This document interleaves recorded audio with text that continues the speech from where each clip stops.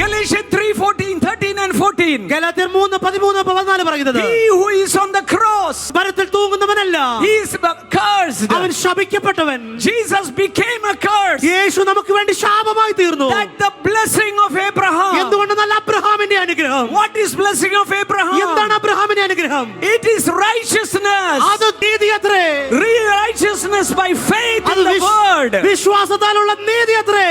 And that we may receive അത് നമ്മൾ സ്വീകരിക്കുവാൻ by faith. വിശ്വാസത്താൽ. Galatians 3:13 and 14.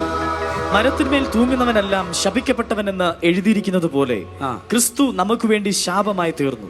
ന്യായപ്രമാണത്തിന്റെ ശാപത്തിൽ നിന്നും നമ്മെ വിലയ്ക്ക് വാങ്ങി. അബ്രഹാമിന്റെ അനുഗ്രഹം, അബ്രഹാമിന്റെ അനുഗ്രഹം ക്രിസ്തു യേശു. അനുഗ്രഹങ്ങളല്ല, അനുഗ്രഹം. അബ്രഹാമിന്റെ അനുഗ്രഹം എന്താ? What is the blessing of Abraham? No, it's not talking about blessings. Wait a minute. അബ്രഹാമിന്റെ അനുഗ്രഹങ്ങളെ കുറിച്ചല്ല, അബ്രഹാമിന്റെ അനുഗ്രഹം എന്ന് പറയുന്നതിനെ കുറിച്ചാണ് പറയുന്നത്. Blessing is he was accounted to be righteous. അബ്രഹാമിന്റെ ഏറ്റവും വലിയ അനുഗ്രഹം എന്നാണ് ചോദിച്ചാൽ അവനെ നീതിയായി കണക്കിട്ടു.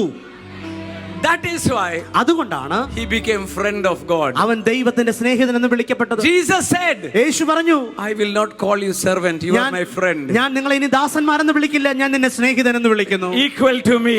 നിങ്ങൾ എനിക്ക് തുല്യരാത്രേ. Hallelujah. ഹല്ലേലൂയ.